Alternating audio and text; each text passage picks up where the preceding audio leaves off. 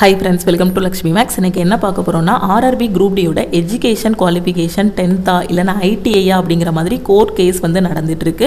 இதோட ஹியரிங் பாத்தீங்கன்னா 28/7/2025 எஸ்டர்டே வந்து நடந்துச்சு. எஸ்டர்டே நடந்த ஹியரிங்ல குவாலிஃபிகேஷன் 10th ன்னு சொல்லிட்டாங்களா இல்ல ITI ன்னு சொல்லிட்டாங்களா இல்ல வந்திருக்க கூடிய Group D யோட ரெக்ரூட்மென்ட்டையே கேன்சல் பண்ண போறாங்களா மேம் அப்படிங்கற மாதிரி நிறைய ஸ்டூடண்ட்ஸ் வாட்ஸ்அப்ல மெசேஜ் பண்ணிருந்தீங்க. உங்களோட கன்ஃபியூஷன் எல்லாத்துக்கும் ஒரு சொல்யூஷன் கொடுத்துறலாம் அப்படிங்கிறதுக்காக தான் இந்த வீடியோ வந்து நான் மேக் பண்ணியிருக்கேன். ஆக்சுவலா எஸ்டர்டே நடந்த ஹியரிங்ல எந்த ஒரு ஜட்ஜ்மெண்ட்டுமே கொடுக்கல, எந்த ஒரு தீர்ப்புமே கொடுக்கல. கேஸ் வந்து இன்னும் பெண்டிங்ல தான் இருக்கு. இந்த கேஸ் எங்க நடந்துட்டு இருக்கு அப்படின்னு பாத்தீங்கன்னா டெல்லி ஹைகோர்ட்ல வந்து நடந்துட்டு இருக்கு. இப்போ ஹைகோர்ட்ல நடந்துட்டு இருக்கக்கூடிய இந்த கேஸை வந்து கேட்டுக்கு மாத்திருக்காங்க. கேட்னா சென்ட்ரல் அட்மினிஸ்ட்ரேட்டிவ் ட்ரிபியூனல்னு சொல்லுவாங்க. இன்னொரு 1 மந்த்ல இதுக்கான சொல்யூஷனை நாம வந்து எக்ஸ்பெக்ட் பண்ணலாம். இன்னொரு 1 மந்த்ல இந்த குவாலிஃபிகேஷன் 10th ITI அதுக்கான சொல்யூஷனை வந்து நாம எக்ஸ்பெக்ட் பண்ணலாம். ஸோ நீங்க என்ன பண்ணுங்கன்னா இந்த கோர் கேஸை பத்தி நீங்க ஒரி பண்ண வேண்டாம். உங்களோட வேலை என்ன அப்படின்னு பார்த்தீங்கன்னா படிக்கணும். நமக்கு வந்து ஜட்ஜ்மெண்ட்டை வச்சு போஸ்டிங் கிடைக்க போறது கிடையாது.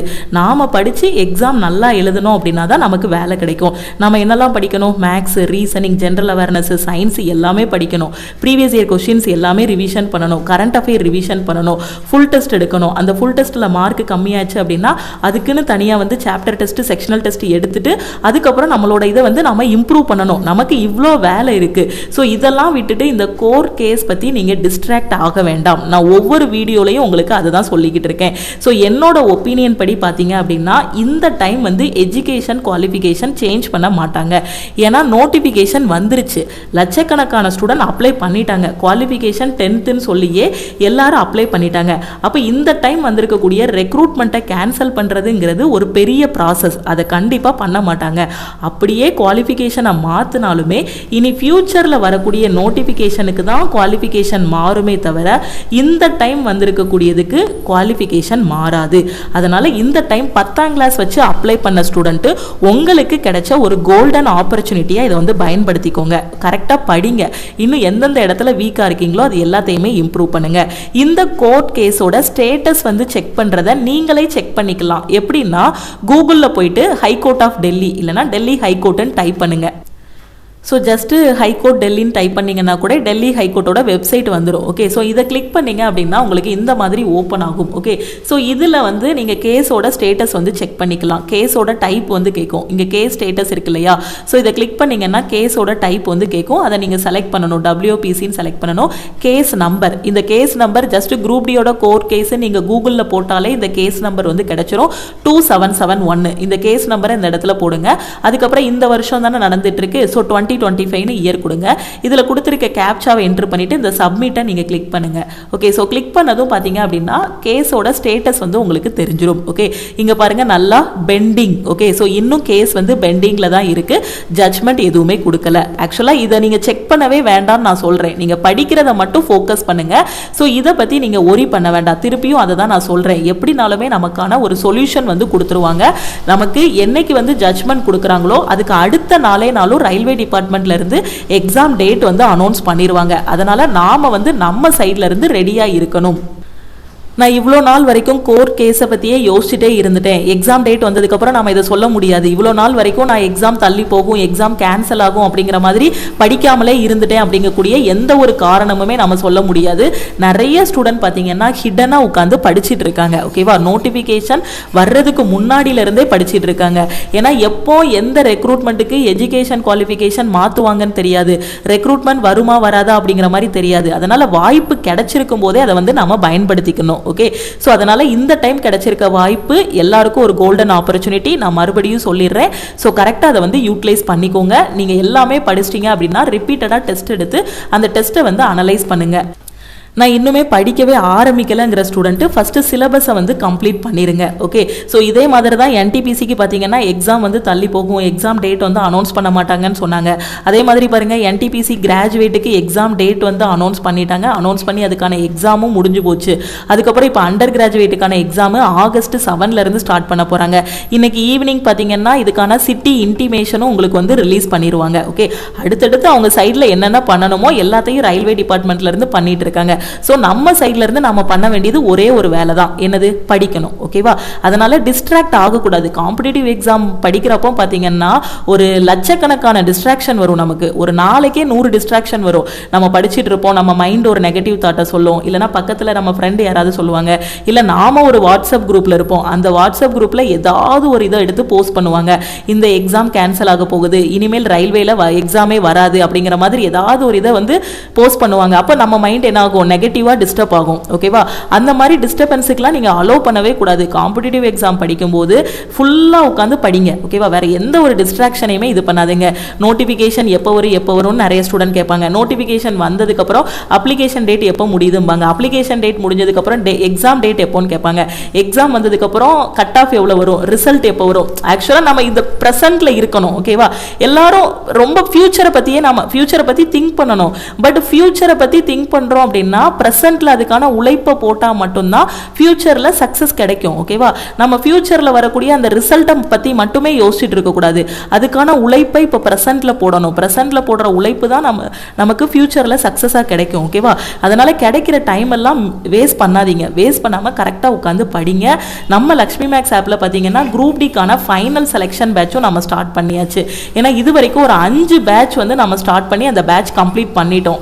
நவம்பர்ல கன்ஃபார்மா குரூப் டி எக்ஸாம் வந்துடும். இப்போ நடந்துட்டு இருக்கக்கூடிய இந்த கேஸ், அதுக்கப்புறம் நடந்துட்டு இருக்கக்கூடிய NTPC எக்ஸாம், அடுத்து வரக்கூடிய எக்ஸாம்ஸ் எல்லாத்தையும் வச்சு பார்க்கும்போது நவம்பர்ல கன்ஃபார்மா உங்களுக்கு எக்ஸாம் வந்துடும். ஏன்னா அதுக்கு அடுத்து 2026 குரூப் டியோட நோட்டிபிகேஷனை பத்தின கேலண்டரும் நமக்கு 2024 சொல்லிட்டாங்க.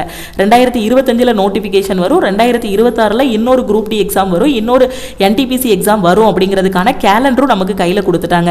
அப்ப ஏற்கனவே வந்திருக்க நோட்டிபிகேஷனை என்ன பண்ணணும்? எக்ஸாம் வச்சு விடணும் இல்லையா? அதுக்கு எக்ஸாம் வச்சு முடிக்கணும், எல்லாத்தையும் வைக்கணும், அவங்களுக்கு போஸ்டிங் போடணும், அவ்வளோ வேலை இருக்கு.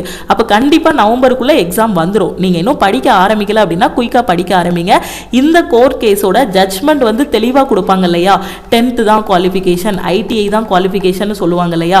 ஸோ அந்த டைம்ல நம்ம லக்ஷ்மி மேக்ஸோட யூடியூப் சேனல்லையே உங்களுக்கு வீடியோ வந்து கொடுத்துருவோம். அது வரைக்கும் இதை பத்தி நீங்க ஒரி பண்ண வேண்டாம். ஓகே, ஸோ இதை பத்தி நீங்க கவலையும் பட வேண்டாம். கோர்ட் கேஸை பத்தி எந்த கவலையுமே படக்கூடாது. எதை பத்தியும் நெகட்டிவாகவும் திங்க் பண்ணாம ஜஸ்ட் ஃபோக்கஸ். ஓகேவா? ஃபோக்கஸ் ஆகுங்க. எல்லாருமே டிஸ்ட்ராக்ட் ஆகிட்டு இருக்கக்கூடிய டைம்ல நாம மட்டும் ஃபோக்கஸ் பண்ணோம்னு வச்சுக்கோங்களேன், ஈஸியா பாஸ் பண்ணிடலாம். அப்படிதானே?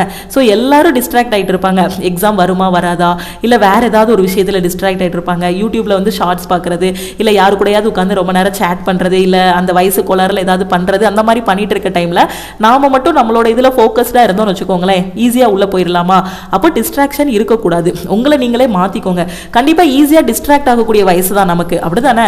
நமக்கு வந்து ரொம்ப நமக்கு மெச்சூரா நமக்கு 40 வயசு 50 வயசுலாம் கிடையாது. நமக்கு ஒரு 18 20 25 இந்த வயசுல தான் இருக்கும். இது டிஸ்ட்ராக்ட் ஆகக்கூடிய வயசு தான். இந்த வயசுல எந்த ஒரு விஷயத்திலையுமே டிஸ்ட்ராக்ட் ஆகக்கூடாது. பொறுமையா உட்காந்து நமக்கானது நமக்கு கிடைக்கும் அப்படிங்கிறதுக்கான எஃபர்ட்டை மட்டும் போட்டுட்டே இருக்கணும். எஃபர்ட்டை மட்டும் போட்டுட்டே இருந்தோம் அப்படின்னா சக்சஸ் நம்மளை தேடி வந்துடும். ஓகே, ஸோ இது வந்து நம்ம குரூப் டியோட ஃபைனல் செலெக்ஷன் பேட்சோட 3rd வீக்கோட பிளான்.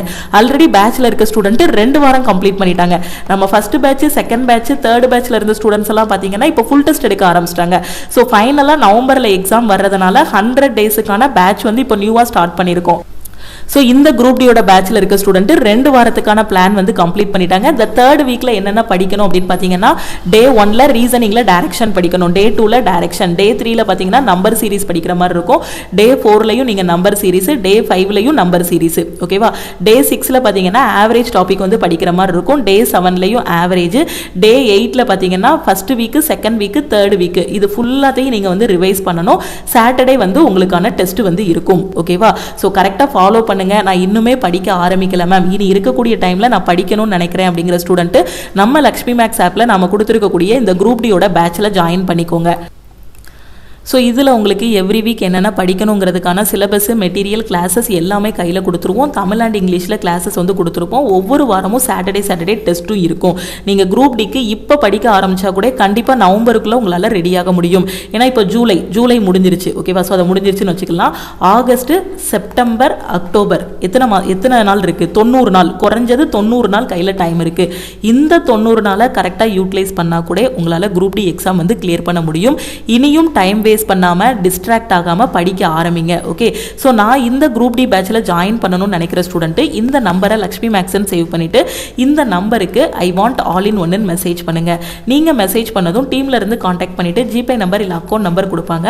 அதுக்கு 1999 பே பண்ணிவிட்டு பேமெண்ட்டோட ஸ்க்ரீன்ஷாட் சென்ட் பண்ணிங்கன்னா பேக்கெண்டில் இருந்து உங்களுக்கு அக்சஸ் கொடுத்துருவாங்க.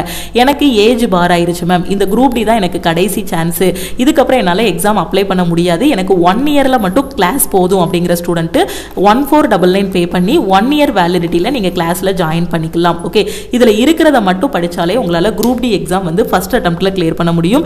இதுலேயே உங்களுக்கு எல்லா சப்ஜெக்ட்டுமே கவர் பண்ணிடுவோம், தமிழ் அண்ட் இங்கிலீஷில் கிளாஸஸ். அது மட்டும் இல்லாமல் இப்போ டெய்லி மார்னிங் 10:30 to 11:30 பார்த்தீங்கன்னா நம்ம ஆப்பில் லைவ் கிளாஸஸும் கொண்டு போயிட்டு இருக்கோம். அந்த லைவ் கிளாஸோட வீடியோவை எஸ்டர்டே ஈவினிங் யூடியூப்பில் கூட நான் உங்களுக்கு அப்லோட் பண்ணியிருந்தேன். அதாவது அந்த லைவ் கிளாஸில் எக்ஸாமில் எக்ஸ்பெக்ட் பண்ணக்கூடிய முக்கியமான மேக்ஸ், ரீசனிங், ஜிகே கொஸ்டின் வந்து டிஸ்கஸ் பண்ணிட்டு இருக்கோம். அப்போ சிலபஸ் எல்லாமே கம்ப்ளீட் பண்ண ஸ்டூடெண்ட்டுக்கு இந்த லைவ் கிளாஸ் ரொம்பவே யூஸ்ஃபுல்லாக இருக்கும். சிலபஸ் கம்ப்ளீட் பண்ணாத ஸ்டூடெண்ட் பார்த்தீங்கன்னா இந்த வீக்லி பிளான் ஃபாலோ பண்ணி ரெக்கார்டட் கிளாஸஸ் வந்து ஃபாலோ பண்ணிட்டு இருக்காங்க. ரெக்கார்டட் கிளாஸஸில் உங்களுக்கு எல்லாமே டாபிக் வைஸாக அப்படியே கையில் எடுத்து கொடுத்துருவோம். இவ்வளோதான் கொஸ்டின்ஸே. நீங்கள் குரூப் டி படிக்கிறீங்களா, இந்த டாபிக் மட்டும் படித்தா போதும், இந்த வர சாட்டர்டே டெஸ்ட் எழுதுங்க, அதுக்கப்புறம் இந்த லைவ் கிளாஸ் அட்டன் பண்ணுங்க, அதுக்கப்புறம் ப்ரீவியஸ் இயர் கொஸ்டின் ப்ராக்டிஸ் பண்ணுங்க, ஃபைனலாக ஃபுல் டெஸ்ட்.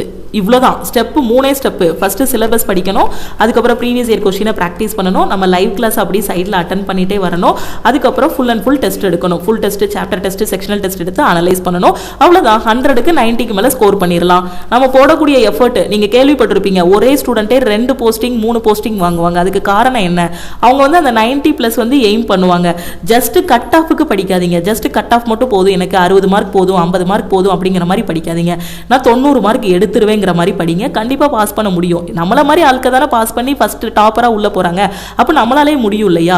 ஒரு 10th 12ஆம் கிளாஸில் எப்படி படிச்சிங்களோ அந்த வெறித்தனத்தை காட்டுங்க. நான் எப்போவுமே சொல்கிறதான், 10thலையும் +2லையும் பார்த்தீங்கன்னா 9ஆம் கிளாஸ் படிக்கும் போதே சொல்லுவாங்க, 10th போகும்போது நீ இப்படி படிக்கணும் அப்படின்ட்டு. டே அண்ட் நைட் உட்காந்து படிச்சிருப்போம். காலையில் 4 மணிக்கு அலாரம் வச்சு எந்திரிச்சு படிச்சிருப்போம். அதை தான் இங்கே காம்படிட்டிவ் எக்ஸாம்லேயும் சொல்கிறோம். இங்கே காம்படிட்டிவ் எக்ஸாம் அப்படின்னது பார்த்தீங்கன்னா எல்லாரும் அப்ளை பண்ணுறாங்க, நானும் அப்ளை பண்ணுறேன், சரி போய் எழுதுவோம், லக்கில் கிடைச்சா கிடைக்கட்டும். ஆக்சுவலாக இங்கே லக்குன்னு எதுவுமே கிடையாது. காம்படிட்டிவ் எக்ஸாம் பொறுத்த வரைக்கும் லக்கு அப்படின்னு எதுவுமே கிடையாது. இங்கே இருக்கிறது பார்த்தீங்கன்னா நம்மளோட ஹார்ட் ஒர்க், நம்மளோட கடின உழைப்பை போடணும். ஓகேவா? ஸோ ஹார்ட் ஒர்க்கு, கன்சிஸ்டன்சி, இது ரெண்டும் இருந்தால் போதும். வேற எந்த லக்குமே கிடையாது. பாஸ் பண்ணவங்க யாருனாலும் போய் கேளுங்க, இதுதான் உங்களோட ஃபர்ஸ்ட் அட்டம்ப்டா, நீங்கள் எழுத போன அன்னைக்கே பாஸ் பண்ணிட்டீங்களான்னு கேளுங்க. இல்லை, அவங்க ஒரு ஸ்டோரி வச்சிருப்பாங்க. அந்த ஃபெயிலியர் ஸ்டோரிக்குள்ள ஒரு சக்ஸஸ் ஸ்டோரி வச்சிருப்பாங்க. இத்தனை எக்ஸாம் எழுதினேன், இத்தனை நான் லேர்ன் பண்ணேன், இந்தந்த இடத்துல நான் மிஸ்டேக் பண்ணேன், இதெல்லாம் நான் கரெக்ட் பண்ணேன், இதை கரெக்ட் பண்ண என்னோட ஸ்கோர் இம்ப்ரூவ் ஆயிடுச்சு. நான் எக்ஸாம் ஹாலுக்கு போகிறதுக்கு முன்னாடி இவ்வளோ டெஸ்ட் எடுத்தேன், 100+ டெஸ்ட் எடுத்தேன், அந்த டெஸ்ட்டை இப்படி உட்காந்து நான் அனலைஸ் பண்ணேன், அதுக்கப்புறம் என்னோட வீக் ஏரியா இதுன்னு நான் ஐடென்டிஃபை பண்ணேன், அதை இம்ப்ரூவ் பண்ணதுக்கப்புறம் இன்னைக்கு நான் 90+ எடுத்து ஒரு டாப்பராக இந்த 2-3 எக்ஸாம் நான் கிளியர் பண்ணியிருக்கேன் அப்படின்னு அவங்களோட சக்ஸஸ் ஸ்டோரி சொல்லுவாங்க. ஓவர் நைட்டில் வந்து பார்த்தீங்கன்னா படித்து யாருமே காம்படிட்டிவ் எக்ஸாம் கிளியர் பண்ணவங்க கிடையாது. ஆனால் ஒவ்வொரு நாள் நைட்டும் தன்னோட தூக்கத்தையும் இது பண்ணி தன்னோட சின்ன சின்ன சந்தோஷங்களையும் தியாகம் பண்ணி படித்து பெரிய ஆளாகிறவங்க நிறைய பேர் இருக்காங்க. ஓகேவா? ஸோ இந்த காம்படிட்டிவ் எக்ஸாமில் நீங்கள் உங்களோட 100% கொடுங்க, ரிசல்ட் உங்களுக்கு 200% கிடைக்கும். ஓகேவா? ஸோ அந்த ரிசல்ட் உங்களுக்கு கொடுக்கும், அவ்வளோ இதாக இருக்கும். ஏன்னா நீங்கள் 90+ எடுக்க அளவுக்கு உங்களுக்கு தைரியம் வந்துருச்சுன்னா எல்லா எக்ஸாமுமே நீங்கள் கிளியர் பண்ணிடலாம். குரூப் டி மட்டும் கிடையாது, என்டிபிசியும் கிளியர் பண்ணிடலாம். ஏன்னா அதுக்கு ரிலேட்டடாக வரக்கூடிய எல்லாமே கிளியர் பண்ணிடலாம். எம்டிஎஸும் கிளியர் பண்ணிடலாம். ஏன் நம்ம ஸ்டூடெண்ட்டே இருக்காங்க, எம்டிஎஸ் கிளியர் பண்ணவங்க இருக்காங்க, குரூப் டி கிளியர் பண்ணவங்க இருக்காங்க. அதே ஸ்டூடெண்ட்டு என்டிபிசியில் 12th லெவலும் கிளியர் பண்ணவங்க இருக்காங்க, கிராஜுவேட்டும் கிளியர் பண்ணவங்க இருக்காங்க. அப்போ 4-5 ஆர்டர் இருக்கும்போது நாம தான் யோசிக்கணும், நமக்கு எது வேணும், எதை சூஸ் பண்ணலாம் அப்படின்ட்டு. அப்போ அத்தனை ஆர்டர் கையில் வாங்கணும் அப்படின்னா எஃபர்ட்டு நல்லா போடணும். ஓகேவா? ஸோ கரெக்டாக ஃபாலோ பண்ணுங்கள். இன்னும் படிக்க ஆரம்பிக்கலைங்கிற ஸ்டூடெண்ட்டு பேட்சில் ஜாயின் பண்ணிவிட்டு ப்ரிப்பரேஷன் ஃபாலோ பண்ணுங்கள், ப்ரிப்பரேஷனை ஸ்டார்ட் பண்ணுங்கள். இதை மட்டும் படித்தாலே போதும், என்னால் உறுதியாக சொல்ல முடியும். ஏன்னா அந்த அளவுக்கு இதில் எல்லாமே பெஸ்ட்டாக கொடுத்துருக்கோம். படிக்க ஆரம்பிச்சிட்டிங்க அப்படின்னா சக்ஸஸ் உங்களுக்கு தான். அதே மாதிரி எல்லாமே படிச்சிட்டேன் மேடம், டெஸ்ட் மட்டும் போட்டு பார்க்கணும் அப்படின்னு நினைக்கிற ஸ்டூடெண்ட்டு குரூப் டிக்கு டெஸ்ட் பேட்ச் வந்து ஸ்டார்ட் பண்ணியிருக்கோம். டெஸ்ட் பேட்சில் ஜாயின் பண்ணிக்கலாம். ஓகே, டெஸ்ட் பேட்சில் பார்த்தீங்கன்னா உங்களுக்கு chapter test, sectional test, full test எல்லாமே ப்ரொவைட் பண்ணிடுவோம். ஓகே, கரெக்டாக ஃபாலோ பண்ணுங்கள், டிஸ்ட்ராக்ட் ஆகாதீங்க, படிங்க, ஃபோக்கஸ்டாக இருங்க. நம்ம யூடியூப்லையும் பார்த்தீங்கன்னா என்டிபிசிக்கும் குரூப் டிக்கும் கிளாஸஸ் வந்து கொடுத்துருப்போம். யூடியூபோட பிளேலிஸ்ட்டுக்குள்ளே போனீங்கன்னா முக்கியமான எக்ஸ்பெக்டட் கொஸ்டின் எல்லாமே டிஸ்கஸ் பண்ணியிருப்போம். ஸோ அந்த கிளாஸஸையும் பாருங்கள். அதே மாதிரி ஒரு காம்படிட்டிவ் எக்ஸாம் படிக்கணும்னு முடிவு பண்ணிட்டீங்கன்னா 18 வயசுலேயே ப்ரிப்பரேஷனை ஸ்டார்ட் பண்ணுங்கள். காலேஜ் எல்லாம் முடிச்சுட்டு வந்து அதுக்கடுத்து தான் நான் படிப்பேன் அப்படிங்கிற மாதிரி இது பண்ணாதீங்க. காலேஜ் படிக்கும் போதே உங்களோட ப்ரிப்பரேஷன் வந்து ஸ்டார்ட் பண்ணுங்கள். எல்லாமே கையில் கொடுத்தாச்சு. ஸோ படிங்க, ஓகேவா? கையில் ஒரு மொபைல் ஃபோனோ லேப்டாப்போ இருக்குது அப்படின்னா அதை வந்து நல்ல விதமாக பயன்படுத்துங்க. எல்லார் கையிலையுமே இப்போ ஆண்ட்ராய்ட் ஃபோன் இருக்கும். ஆன்லைன் கிளாஸில் ஜாயின் பண்ணிவிட்டு கையில் ஒரு நோட்டு ஒரு பென் வச்சுக்கோங்க. டவுட் கிளாரிஃபை பண்ணுறதுக்கு வாட்ஸ்அப் குரூப்பு, லைவ் கிளாஸ்ன்னு எல்லாமே கொடுத்துருக்கோம். ஓகே, உங்கள் வீடு தான் கோச்சிங் சென்டர். இதை தாண்டி வேறு என்ன வேணும்? புக்குக்காக நம்ம அலைய வேண்டாம். முன்னாடிலாம் பார்த்தீங்கன்னா ஒரு புக்கு வேணும், ஒரு காம்படிட்டிவ் எக்ஸாமுக்கு புக்கு வேணும் அப்படின்னா நம்ம ஒரு வில்லேஜில் இருக்கிறோம் அப்படின்னா ஒரு சிட்டி ஏதாவது ஒரு புக் ஷாப்பில் போய் சொல்லி வைக்கணும். பழைய புக்கு கடையிலலாம் ஒரு 10 வருஷம் 12 வருஷத்துக்கு முன்னாடிலாம் பார்த்தீங்கன்னா ரொம்ப ஆன்லைனில் டெஸ்ட்டு அந்த மாதிரிலாம் எதுவுமே கிடையாது. ஒரு பழைய புக்கு வாங்கி அதில் அந்த மாடல் தான் பார்க்கணும். ஏன்னா புக்கில்ங்கும் போது அவங்க நார்மல் மெத்தடில் தான் டீச் பண்ணியிருப்பாங்க. இப்போ ஆன்லைன் கிளாஸஸ் எவ்வளவோ வந்துருச்சு, யூடியூப்லையும் எவ்வளவோ வந்துருச்சு. எல்லார் கையிலையுமே டேட்டா இருக்குது. குறைஞ்சது 1 GB டேட்டா கூடவா இல்லாமல் இருக்கும் நமக்கு ஒரு நாளைக்கு? சொல்லுங்கள். அவ்வளோ டேட்டாவும் கையில் இருக்குது. கையில் எல்லாமே கண்ணு முன்னாடி இருக்குது. ஆனால் டிஸ்ட்ராக்ட் ஆகக்கூடியதும் அதே இன்டர்நெட்டில் தான் இருக்குது. ஆனால் நம்ம டிஸ்ட்ராக்ட் ஆகாமல் கரெக்டாக படிக்கணும். ஓகேவா? ஸோ அந்த 18 வயசு பசங்களுக்கு நான் சொல்கிறது அதுதான். கரெக்டாக டிஸ்ட்ராக்ட் ஆகாமல் படிச்சிங்கன்னா ஃபியூச்சர் வந்து ரொம்ப நல்லாயிருக்கும். 18 வயசில் வேறு எந்த ஸ்ட்ரெஸ்ஸுமே இருக்க போகிறது கிடையாது. படிக்கிறது மட்டும்தான் ஒரே வேலையாக இருக்க போகுது. ஸோ படிங்க. கிடைச்சிருக்க வாய்ப்பை மிஸ் பண்ணிடாதீங்க. வேறு எதையும் பற்றி ஒரி பண்ணாதீங்க. கரெக்டாக ஃபோக்கஸ் பண்ணுங்கள். வேறு எதுவும் டவுட் இருக்குன்னா இந்த நம்பருக்கு வாட்ஸ்அப்பில் மெசேஜ் பண்ணுங்கள். குரூப் டி கிளாஸ் ஜாயின் பண்ணக்கூடிய ஸ்டூடெண்ட்டு இந்த நம்பருக்கு ஐ வாண்ட் ஆல் இன் ஒன்னு மறக்காமல் மெசேஜ் பண்ணுங்கள். 1 year வேலிடிட்டினா 1499 தான் ஃபீஸு. எல்லா சப்ஜெக்ட்டுமே இதில் கவர் பண்ணிடுவோம். நம்ம டெலகிராம் குரூப்பு, டெலகிராம் சேனலில் இன்னும் ஜாயின் பண்ணல அப்படின்னா டெலகிராம் குரூப் அண்ட் சேனல்லையும் ஜாயின் பண்ணிக்கோங்க. இன்ஸ்டாகிராம்லையும் லக்ஷ்மி மேக்ஸை ஃபாலோ பண்ணிக்கோங்க. திருப்பியும் நம்ம வந்து அடுத்த கிளாஸில் மீட் பண்ணலாம். தேங்க்யூ.